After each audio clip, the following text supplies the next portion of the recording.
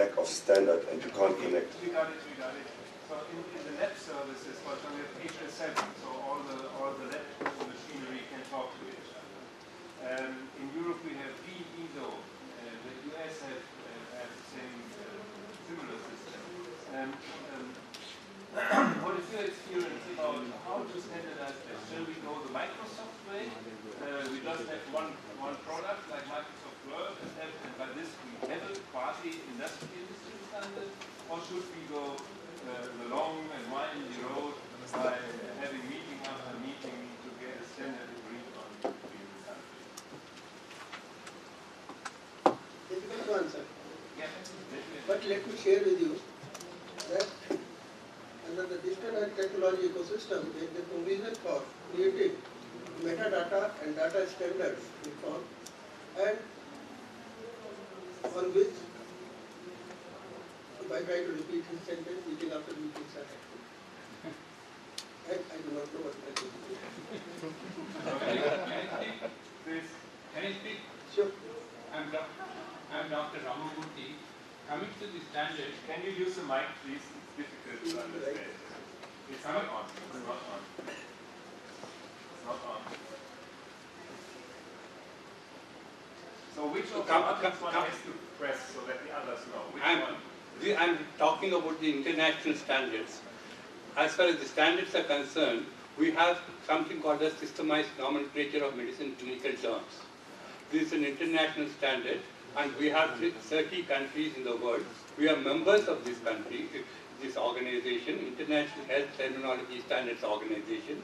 What Dr. Srivastava was saying was this is the standard that India also will follow, and each country is a member, and this is a comprehensive which covers the entire part of the healthcare, including the complaints, the diagnosis, treatment, procedures, the whatever the medicines which have been advised, whatever are the post-operative instructions or post-discharge instructions have been given, and it is multilingual and multinational, and which is followed. And we have somebody from Sweden. This is when I say multilingual, it is in Swedish, it is in Danish, it is in Spanish, and even in Belgium they are doing a translation on behalf of the European Union. Okay, and there is an interface in which it is interoperable as such. Yes. And that is about medical nomenclature. And I think you were more on the technical issue.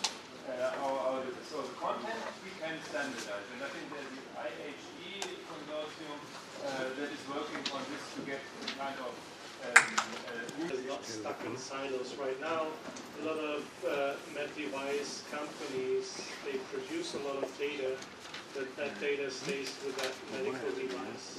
And standardization in that sense has to do with, okay, how do I get the data out and make it accessible for other people? Whether you use 50 data points or only 9 in the end, that is in a way a scientific question that needs to be resolved. But I have another question for the panelists, and that comes back to the comment before. Also on the panel before, we had examples of companies that collect a lot of data, and it feels like there's kind of everyone is doing something. The question is, one, how does the patient get the data from all these companies, right? Right now, I don't see that is part of the solution as it is right now. And in the end, like, what are the things that are going to survive? And the questions to you is, wouldn't it make more sense to have a governance model in place that would lay the framework and the rules for an economy to thrive on? Okay, to whom the question is directed? Don't say all. Who's willing to answer?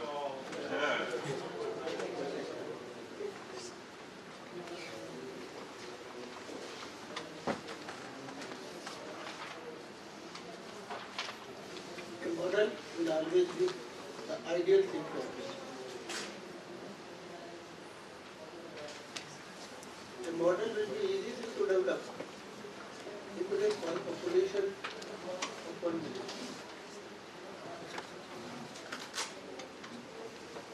The model will become very difficult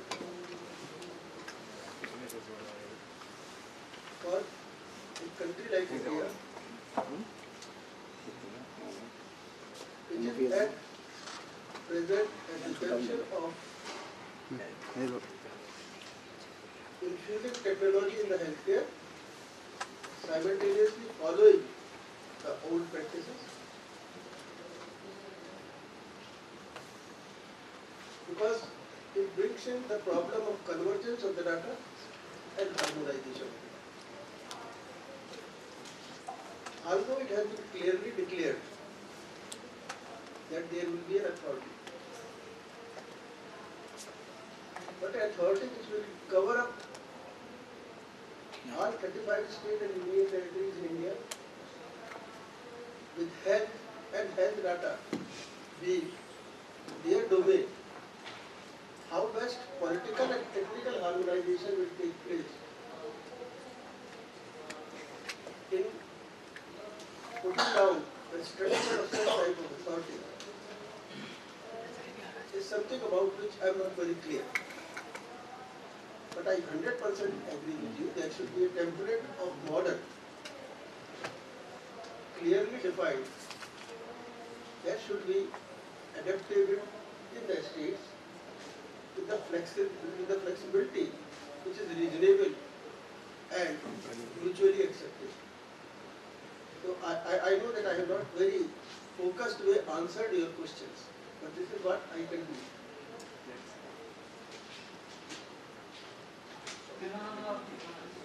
So if I could pick up on the last two comments, I think firstly the relationship between the science and the degree of interoperability and standardization we need is not trivial. If you only need a few data points, it's easier to gather relevant quantities of samples than if you need 120. And certainly in Europe, the average cancer registry starts at 120 and works up.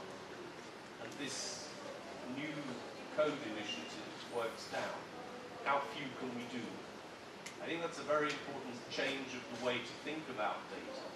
But then on the strict standardization point, in that particular experiment, they didn't say, here's a standard model, use only this software. They went to each clinic and said, here is a plugin, we take the data, we anonymize it, we clean it, and you get access to the clean data.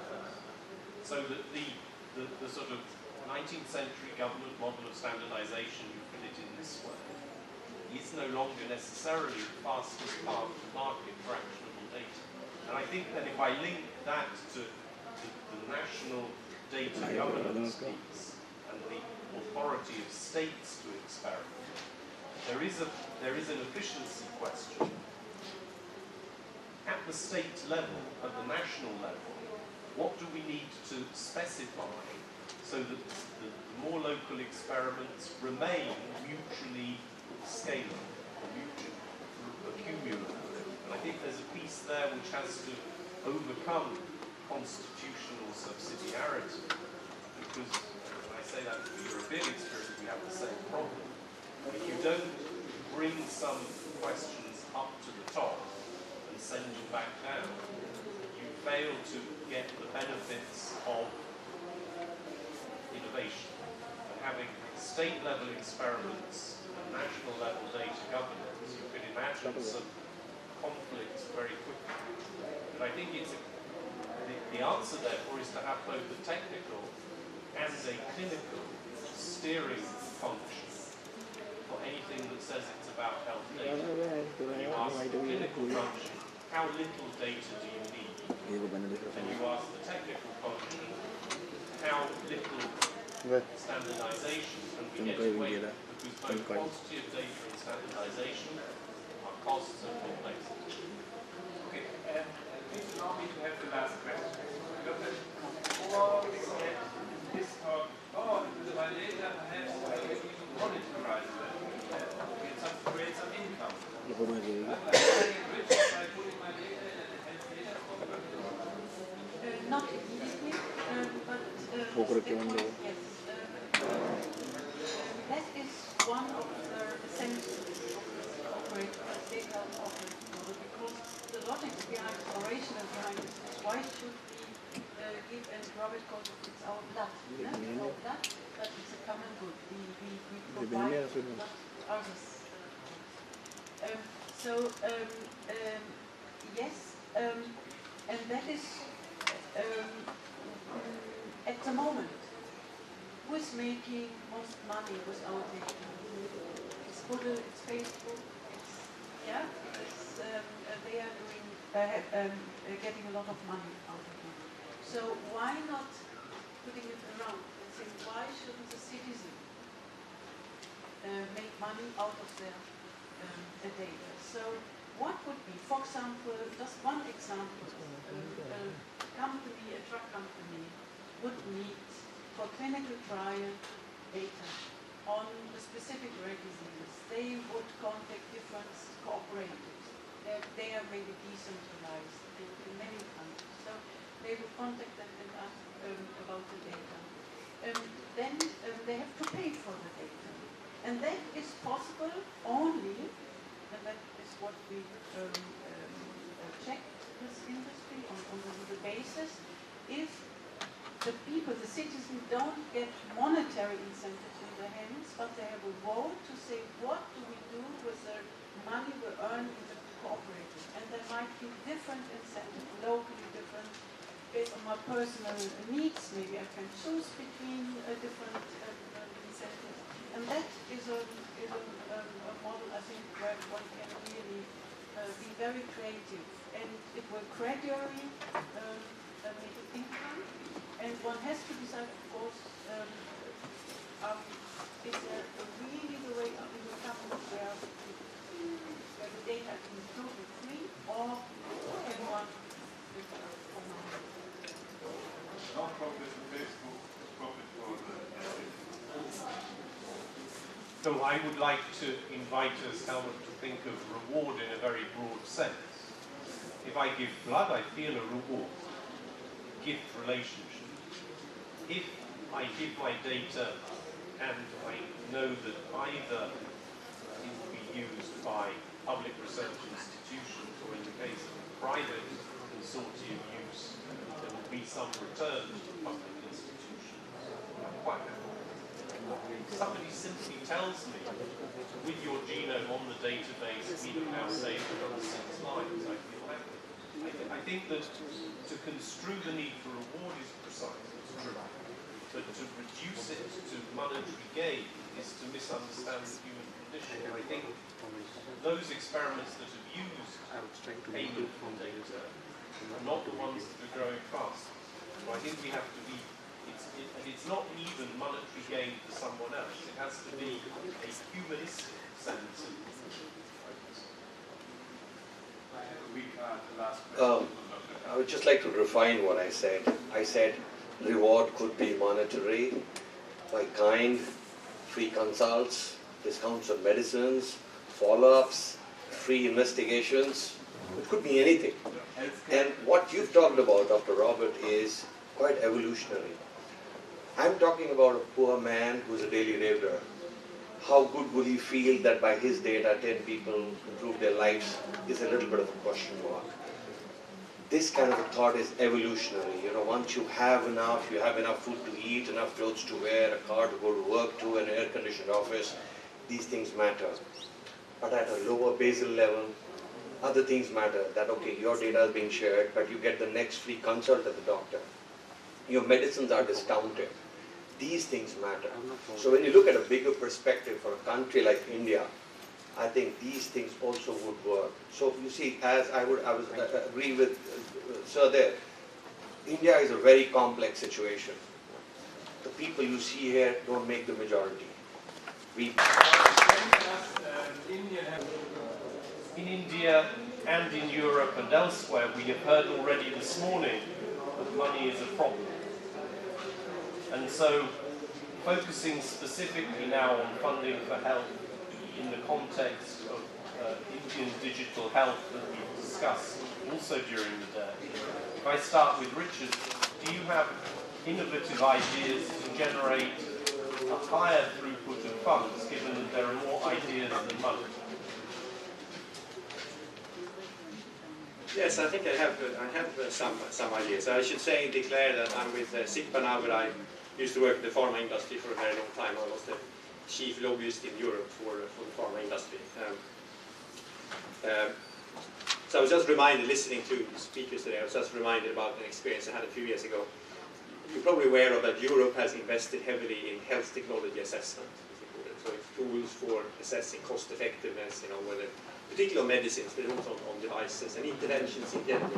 Is it worthwhile to do HPV vaccinations or not?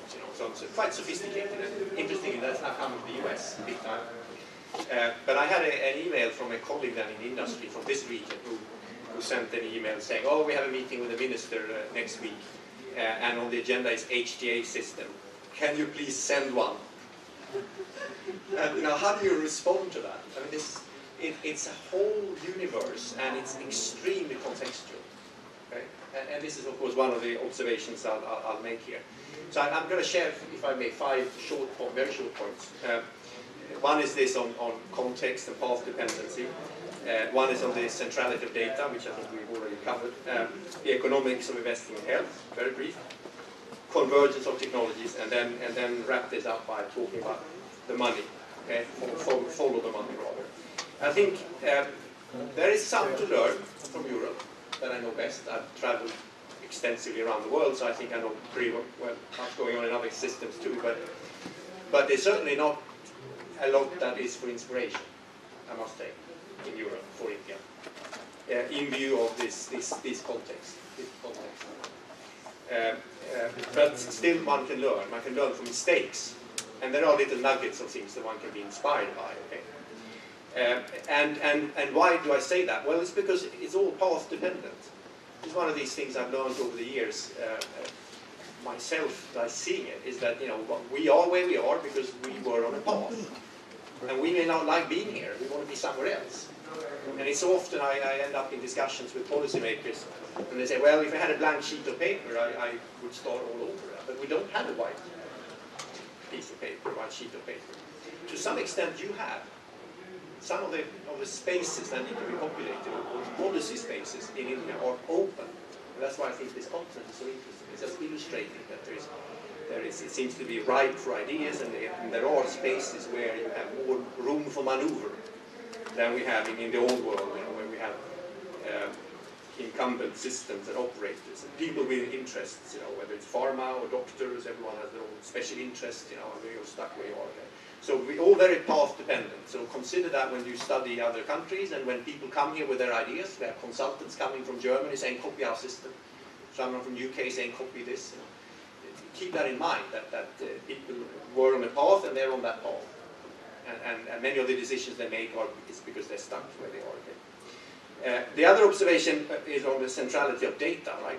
So many of the decisions made in Europe, how to organize things, and it could be things like building a hospital or closing a hospital, or how many doctors should we train, how many ophthalmologists do we need, Very often these decisions are not made based on good data.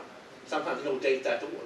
You look at a map and you say, okay, we probably need a hospital there, But you haven't made the analysis that actually all those people living there, that they work somewhere else, so they could probably go to that hospital instead if they go to from work or they drop off the kids in school. That type of analysis is now possible to do with big data. And we've seen examples in Europe. So a friend of many of us, Nikos Sorska, was health minister in Hungary, and he applied big data analytics to reorganize the whole healthcare system. And he looked at things like epidemiology, he looked at children and their disease patterns, and he had some big data guys do prognostication of this, and then based decisions for organizing healthcare based on that. So data is central, and data is something you need to say up front, that once you get hold of it, who should get it, how do you make sure that it has the integrity, and then start using it. And one such example that I'm involved in now, in my new life, is to work on the pharmaceutical markets and to get knowledge about what's being used and not used. Any sound policy for pharmaceuticals requires that you know what's being used and what are people paying. If you're going to start reimbursing things, you need to know that. So there's something called serialization of pharma, which is done from India for exports, but it's not done for the domestic market yet. Right? So think about that. What if you get hold of all this data, and on top of that a barcode on the pack, every patient can scan. Imagine what you can do, right? So data, invest in it, and make sure you have the rules up front for who to use it. Economics of investing in health is a very short point. It's just make us take the obvious. So Europe and now the US are making quite sophisticated assessments before the introduction of new technologies. And increasingly we see that these technologies are actually not cost saving. No, but they're still adding value. They add value either because it's quality of life. People that would become blind may see, with gene therapies that are in the pipeline. What you see is that you still invest in these technologies, right? So why are you doing it? Because you see benefit outside of healthcare. So you may see cost saving in society. You may see that a patient with rheumatoid arthritis who is given a biologic agent at the age of 50 can go on working for another 15 years, contributing to the pension funds and to the economy. That will not save anything to the healthcare system. In fact, you have to give this drug, it costs money. But the savings are huge for society. So this takes me to my next point, and then I'll conclude, is that in addition to this economic assessment taking in society as a whole, which is now becoming standard, in addition to that, you see increasingly that you can't look at individual technologies. So when you make that assessment, you're not assessing a pill or an injection. You're assessing a service. So if we will get something for dementia Alzheimer, it will most likely not just be one shot of something. It will be cognition support, it will be apps, it will be nurses, it will be people finding the patients with big data analytics. That service is something that you commission. So you need to move away from individual reimbursement codes for this thing there and that thing there, and look at the convergence. Right?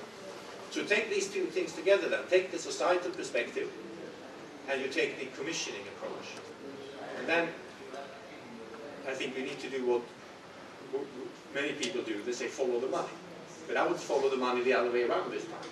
I would follow the money not from where it's coming in Europe today, or the US where it's coming from today. I'd start at the other end and say, where should it end up? And then go backwards. Okay? So where is the benefit? Where is the benefit from a technology? So if you go out and eradicate a disease, or you cure a genetic disease, where is the benefit in society? That's where you go to get the money to fund this. I don't think anyone in your situation would want to end up with a discussion about having a one-line healthcare budget of 305 new billion somewhere in the national budget. It's not going to happen, and I frankly think it's the wrong way to go, because the learnings from the US and Europe is that it's elsewhere in society that you have to tap into this. I had a fascinating conversation with Ayn this morning about how the employers, how learning from the US and not doing what they do, but how can you actually get the rest of society to be interested in health and wellness without ending up with the problems they have in the US with health plans where people are locked in year by year, right? So I think that's what you need to do, is rethink healthcare budgets in total, and that's as radical as I get. Is just to think completely outside the box here and say we're not going to be able to fix, for a country like India, we're not going to be able to fix this by just talking to people in the healthcare sector. And you have to talk to everybody else. You have to talk to banking, you have to talk to insurance, you have to talk to financial markets. Is there a way to wrap this up and sell this? You can sell these crazy loans on houses, but why can't you sell the health impact in the population? That's what I think we need to look for the solutions. Right, thank you. And then, Prasoon, that's a challenge for a company like yours, because you want to sell your innovation. How can you bring your innovation and put it within this sort of more holistic package that Richard is talking about? Yeah, in terms of Indian ecosystem for funding for startups, I'm mentoring around 5 to 6 startups. So what I suggest is the 3 F's for funding is friends, family, and fools or followers. These are the seed investors.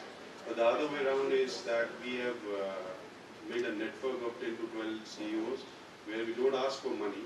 There are different kind of investments, whether it's emotional or strategic, like one of the venture which I'm promoting here or highlighting is NasoFilter, which is this based on nanotechnology which stick on your nose. This is what President Award. There's a best startup of India, and for this we didn't have a funding. We started with just money which we collected, 4 of our guys, around 2 lakh rupees. But then we started involving other kind of strategic investment, like Mr. Deek Sinani, who is owner of Naukri.com. His mother was hailing from Asthma, so he has like a emotional connect to this particular product. So that's like a more emotional investment, and we don't ask for money up front, we ask for their strategic support. And if they are not performing, then they have to pay the money. So these are the group of 10 or 12 CEOs or HNIs which are working in this way. So in this process, we have created around $12 million US for at least 5 startups. And from my background, like I'm also working as a managing director for ZTSoft, where we raised fund around $450 million US for smart cities. So that's how I have a network of HNIs and companies.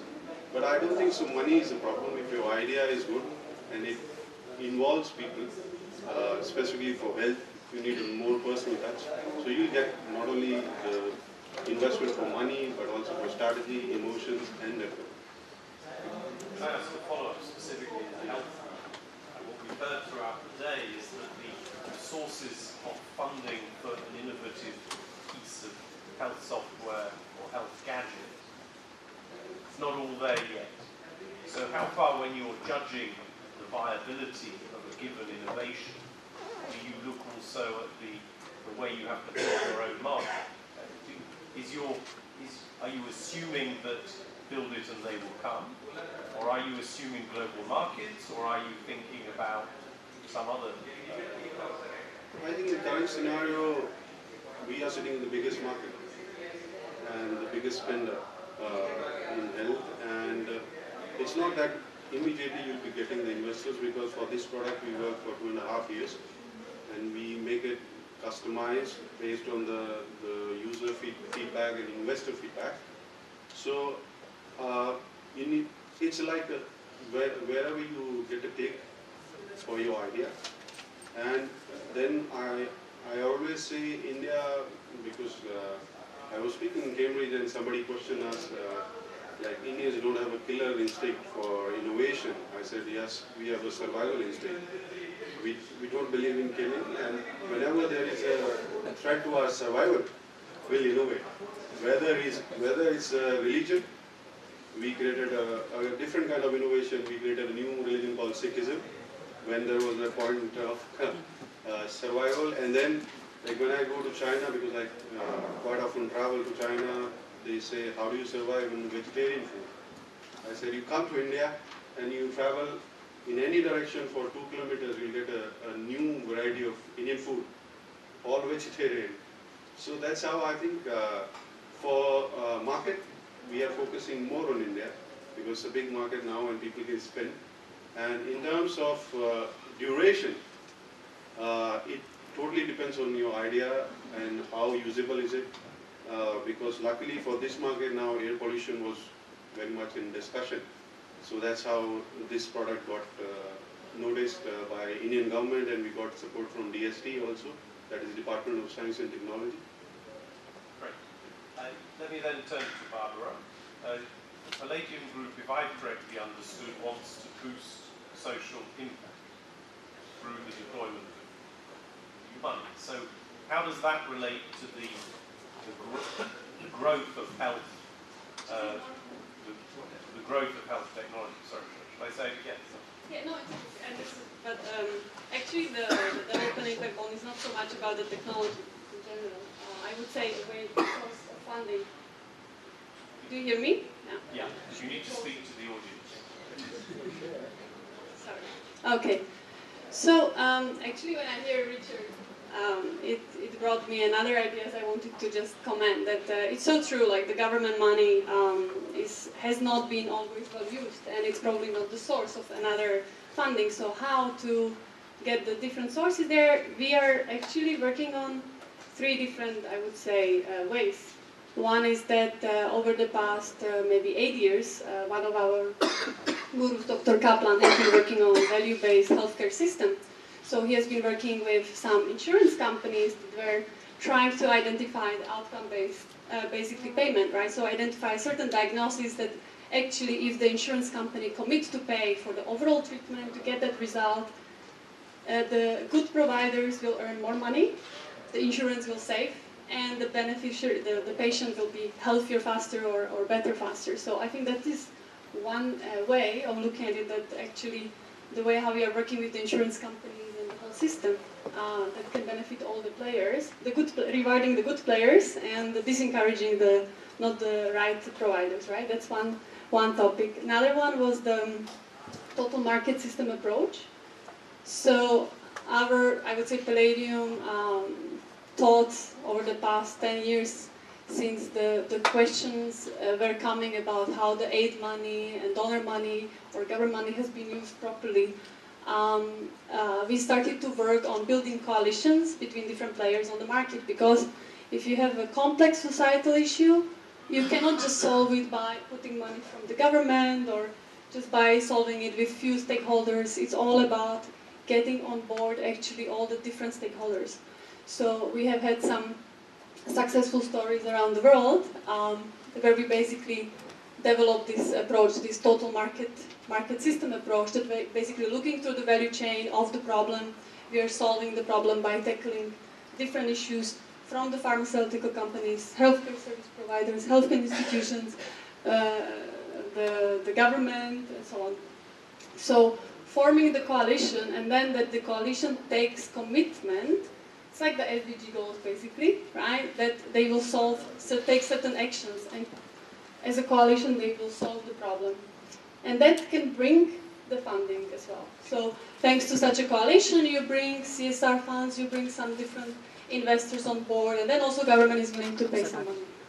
So we have this approach. And the third one that actually that was the initial talk that I was having, that why don't you come and talk about DIP? So Palladium is running the first health development impact bond in India. It's with the government of Rajasthan.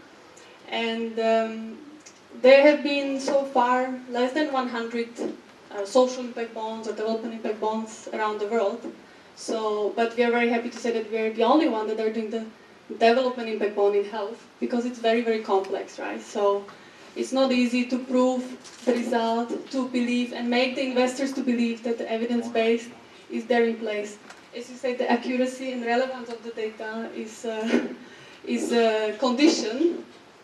If you're talking in developing country where that data might not have been in place properly, it's so hard to find an investor, right? That's the problem why the social impact bonds are happening in Europe and developing economies where all the statistics and all the technical data is there, but there also readiness to invest. However, in the developing countries like India or Africa, Africa hasn't even been working on the development impact bonds, so it has been only Latin America and India.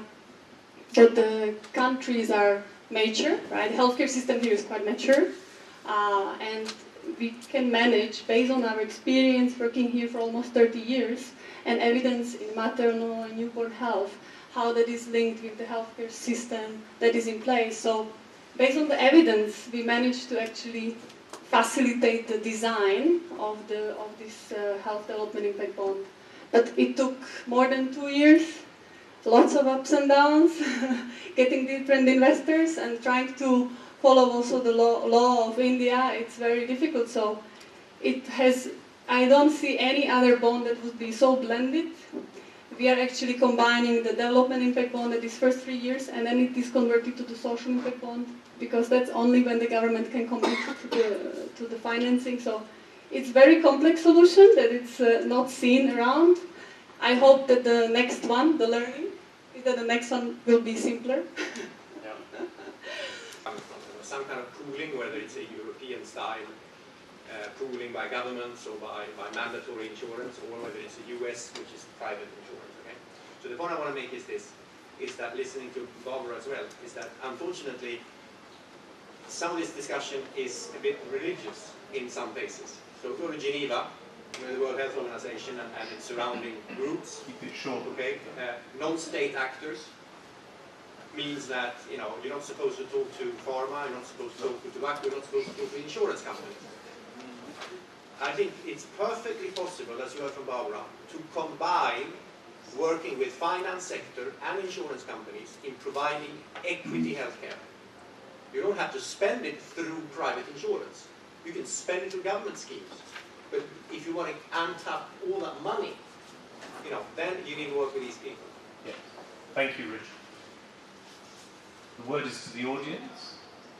It's late, maybe people are not sure they have questions. The maximum penalty for not having questions is these guys go on talking. So. Oh, really no questions. So then, I would in that case, I think, take the opportunity to help the organisers to wrap up on time. But let me take a couple of points that I take away from this. I think when Barbara talks about coalitions, and when Richard talks about broad partnerships, it's the same thing. The reason that broad partnerships are not trusted sometimes is because they haven't committed to the same goal. If you commit to the same goal, you're not a fight, you're a coalition. The second thing I think that's the difference, especially in this panel, is the coalition is putting some skin in the game. Whether it's the citizens offering up their data, or the health data cooperative, or the investors. And the third point, I think, is very striking. Here we have a debate about money and value, but I think, as Suraj said right at the end, with the digital health, we not only deliver better value for money, but we may be able to deliver a better feedback loop of outcome indicators, and that's where we can build new markets. So I'm very excited by those four succinct comments. And since I see no questions, I have one. Mathilde. Yeah, since I can't resist. Go on. I think I want to extend. I mean, there's been a lot of talk to think outside of the box here. And we've been talking about healthcare a lot, and your last statement triggered one thought which I want to pick up. I think if you can collect all that data about health, and when you have that feedback loop, it is going to impact not only health, but we've been talking about health in all policies, right? Infrastructure might contribute to health more than trying to get the next best cancer treatment that is just being tried out. So I think in that point of view, extending the thinking and forming these coalitions would be great to have health in all systems. I'm glad he said it, not me, because the thought running through my mind when Barbara was defining what the impacts are we're investing for, is that in some areas, for example, primary school female literacy programs would be a huge payoff for the problem. Yes. And the workplace, I continue to, this is my evangelism, believe is a place. And it can be a formal workplace or an informal workplace, but education settings, work settings, as well as the healthcare system should be part of it. The problem is to monetize it. It's great to invest in primary healthcare, but that won't give you the feedback for a social impact. Ladies and gentlemen, applause. Just a very short question for you. Very short. There was a very long time that there was no funding for infrastructure. We're looking at mentioning it now. Is that now that change? Is it changing? I think that's a very big question. And it takes us a little bit beyond the scope of the panel, but this evening we can discuss that. Ladies and gentlemen, applause for the panel. Clear the deck so that the closing speakers can join.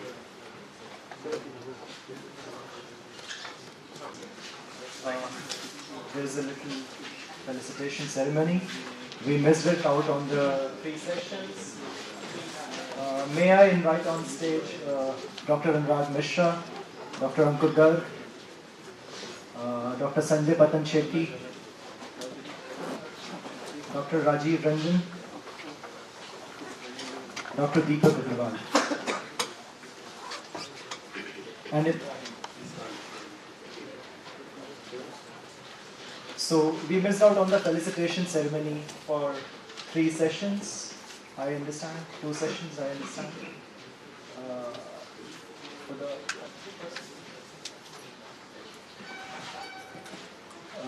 from the session of examples of good practices and innovations, I would like to invite Dr. Kapayattu Satyamurthy. I understand that he is left. Mr. Uwe Schoen, please come on stage.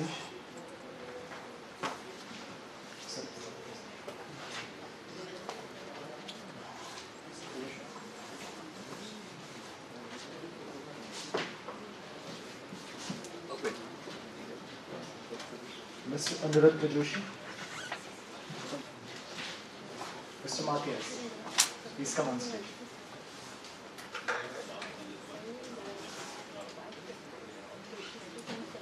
Surgeon Rear Admiral Dr. V.K. Singh, please come on stage. Professor Helmut Grant.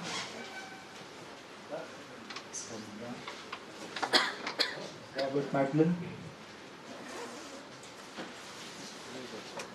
Professor Angela Grant. Dr. R.K. Srivastav. May I now invite Dr. Anurag, Dr. Ankur, Dr. Sanjay, Dr. Rajiv, Dr. Deepak Gurwal to kindly give them tokens of India's presence. Yes. Dr. Anurag Mishra.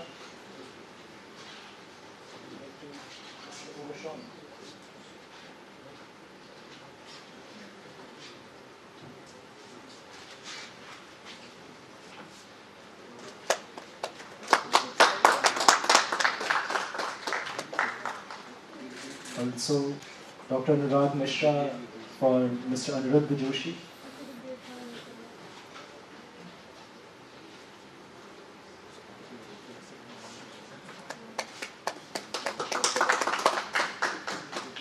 May I invite Dr. Deepak Agarwal to felicitate Dr. Subhash Hira.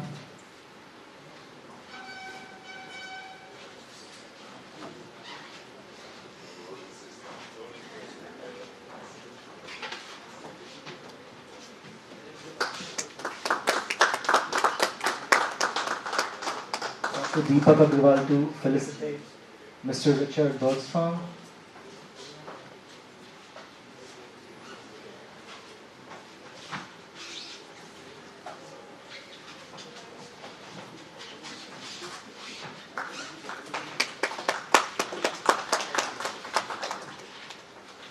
May I invite Dr. Rajiv Ranjan to felicitate Mr. Prasoon Sharma.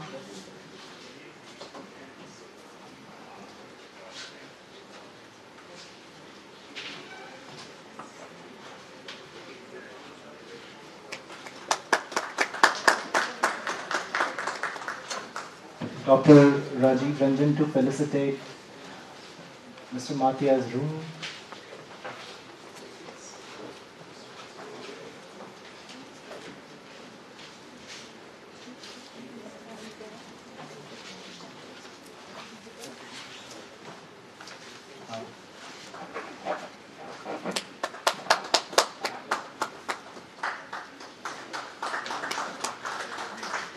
May I invite Dr. Ankur Garg to felicitate Professor Helmut Grant.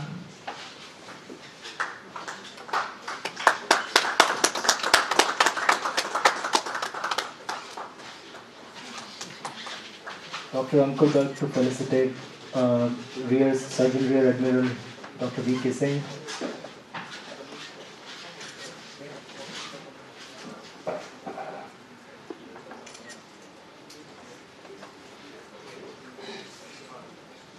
Finish with Valentine Rose so they will get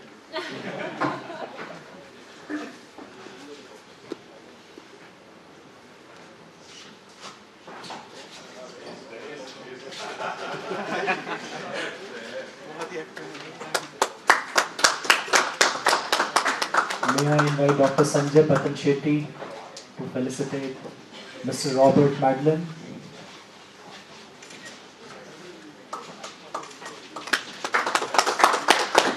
May I invite on stage Dr. Rakshit?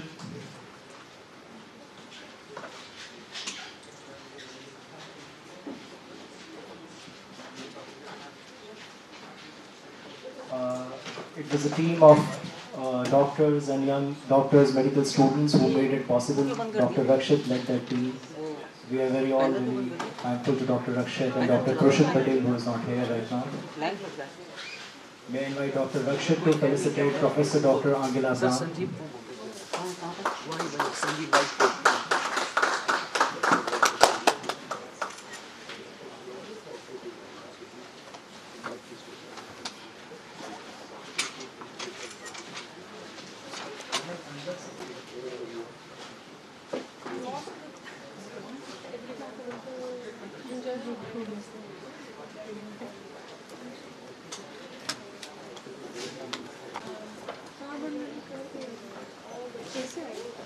Ladies and gents, it was a fantastic day. People have flown in from all around the world, and we have an interesting gathering here. Today we had practicing doctors, public health experts, healthcare financing, international policy analysts, policy experts, innovators, and of course, Team ISRN amongst us, along with team from Prasanna School of Public Health and Manipal Academy of Higher Education. As I see it, it was a wonderful day. There were great discussions, and we covered healthcare as a whole rounded subject today. May I invite Mr. Sumit Bhasin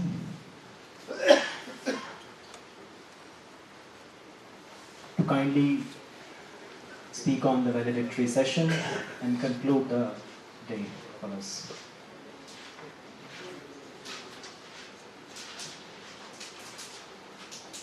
Good evening, ladies and gentlemen. This has been really a very fruitful day as it's progressed in the morning and we were discussing digital health governance. My own experience with the digital health governance is that what you need is not the policies, you need the proper implementation. Digital health governance is something which is required.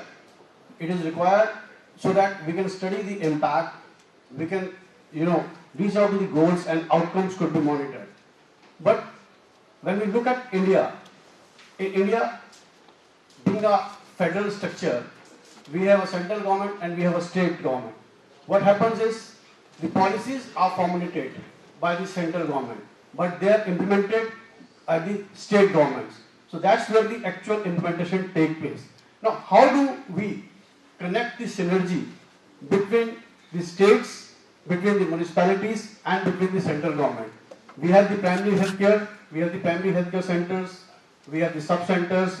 There are over 100,000 sub-centers in India, over 30,000 primary healthcare in India, about 10,000 community health care centers in India. But how do we synergize them? Now, how do we bring them into a single platform? How feasible it is, how workable it is, and how fast we can do it. That's the challenge. And I think the discussions that have taken place will be fruitful only when we deliberate more into it and do in-depth analysis on the basis of a ground reality and the ground situation which is prevalent in India as far as the rural healthcare is concerned. Now, when we go and look at our data, we find that approximately about 80% of the expenses that a human being or a citizen is making towards the healthcare is out of the pocket expenses. So how do we bridge that gap? How do we build up the infrastructure? And how do we basically do a geo-mapping of the infrastructure and the facilities that are required at primary healthcare centers? I myself, have been into this health field for last 2.5 years, and I entered into doing it in rural sectors. We are talking about a digital health governance, and we did it as a pilot project in the state of Haryana, and I will just share my own experience at 2 primary healthcare centers which we did in Haryana and 1 community health center which we did in Haryana. When we did, and we over a period of 1.5 months, we made their EMR, which is electronic medical record. We did the diagnostics, and we had super specialties, super specialist doctors, giving them their consultancy via video conferencing. Once we had the project over and we analyzed the data, we found that the problem which was there on papers was totally different from the problem which we noticed that the people came to us. The government was spending money on diabetic control in those regions. As far as the papers was concerned, as far as the data was concerned with the government, it was showing that the population here, the diabetic is becoming a very major cause of concern. But on a sample of about 2,000 patients which we had treated over a period of 1.5 to 2 months, we found less than 2% of the people who were coming over there were actually diabetic. They were prone to, they could be prone to diabetic because they were having hypertension, blood pressure problems, but not. So when we talk about digital governance, we have to evolve that how. I was talking, I was listening to the people before to the panel, they were saying, how do you bring value to the system? Now this is the value because when the government is spending money, you can have a very targeted spend on the different regions once you have the data. So that is where the digital health records is a must for the future. And I really compliment Dr. Harsh Bhardwaj who took this initiative and brought all of good minds, intelligent people together. But I think this is only the first step. It is only a beginning of a very long journey which we will have to do it together, we will have to travel together, we will have to find ways out, we will have to learn, we will have to experiment, we will fail, but at the end of the day, we will be able to succeed because we will learn from the experiences. And my experiences over last, not much experience, but only 2.5 years of experiences, what we started in 2015 and what we are offering now has totally become a different because it has now become more of a need analysis, and the need changes every 40 kilometers you travel in India. My best wishes once again to the organizers, ISRN team, and especially Dr. Harsh Bhardwaj, who has been working really very hard from last 3 to 4 weeks to put this audience together. Thanks a lot and best wishes for the future.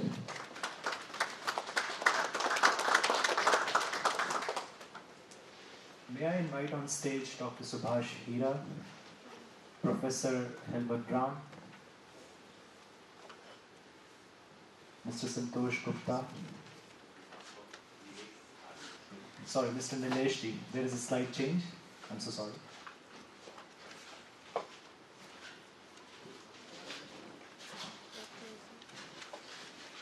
I'll quickly take 2 minutes and then I'll pass on the mic to dignitaries. As the day concludes, I look back 15 days back and all this seemed impossible. All this was haywire, seemed impossible, and it was difficult to arrange everything. But then, under guidance of CEO ISRN, Mr. Santosh Gupta, it came to a light, and we are all together, and it was a healthy discussion. As I was here through the day, I realized that while all of us are working towards one goal, there may be different paths. And digitization is one of the paths. But it is a very important path because it solves two problems of healthcare: accessibility and awareness. These two problems form around 60% of problem ratio in India as far as healthcare delivery is concerned. May I now invite Professor Dr. Helmut Brown to speak and to share his experiences from the day.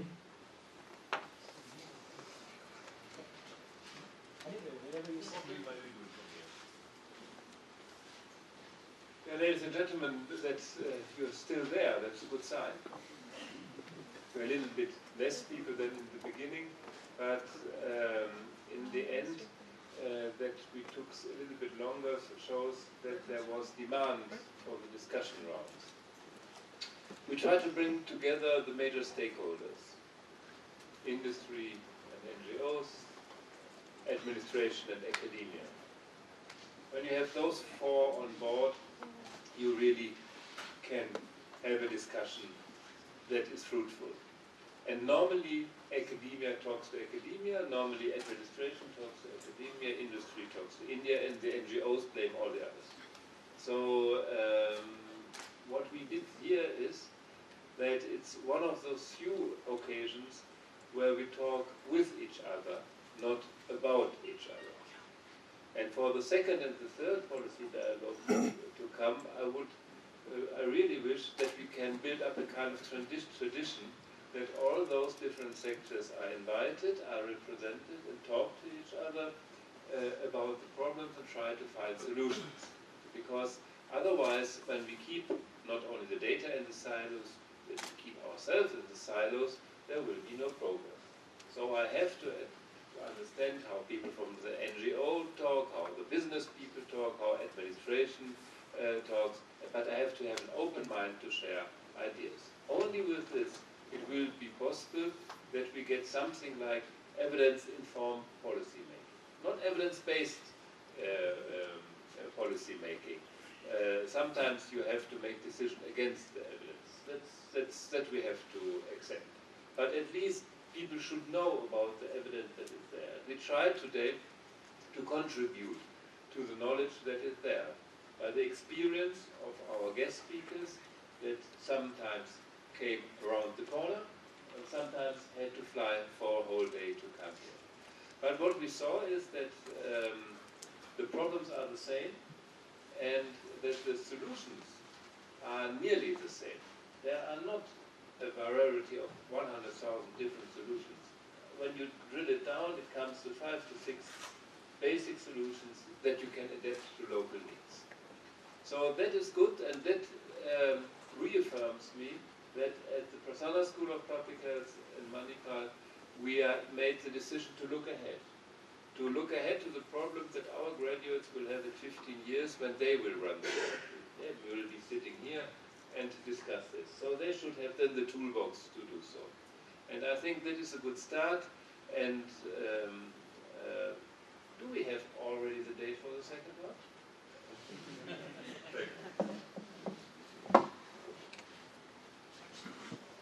May I now invite Dr. Subhash Hira for the valedictory session.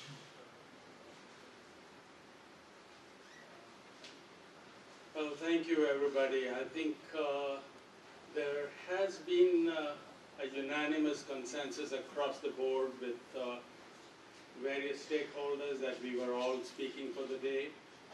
I get the feeling, and I take back a very strong message, that everybody had a unanimous, unequivocal recommendation back to ISRN and the Prasanna School of Public Health that India is now ready to set this ball rolling. So I would say congratulations to everybody who's here. We are part of this major change in the health system, which again has suffered with lots of pieces and discontinuities. We did get certain clarity of setting up professionalism in the health sector. For whatever reasons, we did hear something about ethics, we did hear something about data protection, we did hear something about the data bank. Some of the concepts are forward-looking concepts. And while I was listening to these forward-looking concepts, I'm sure they also have the ups and downs, but the kind of data bank and all that is definitely good. But it gave me a spark in my mind that are we also looking at cryptocurrency again in terms of data banks, the bitcoins that are in the news all the time. So there can be ups and downs with forward-looking concepts. But all in all, I think it looks that you are all set for a strong recommendation to ISR and to the Prasanna School to please carry it forward now from the concept to a point where you will probably take it to the government with recommendations at the next level to look at a digital health governance program. Thank you.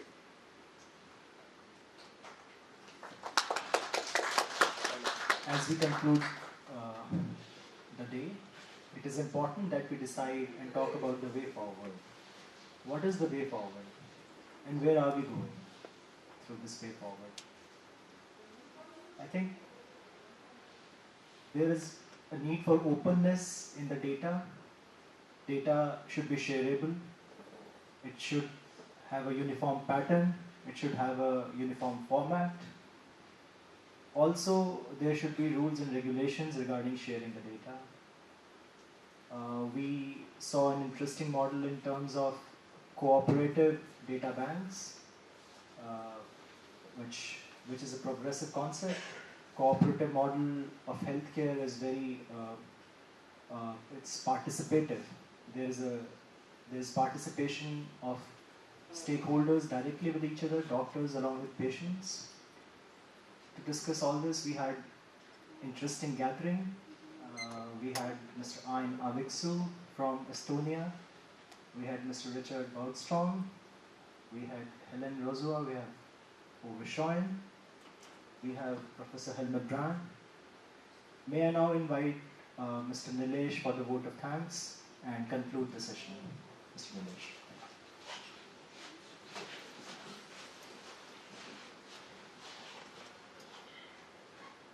Hello everybody. It has been a long day, and I think looking at the number of people who are still here, I mean, it is a great manifestation of the kind of discussion that has taken place throughout the day, and we felt very encouraged by all this.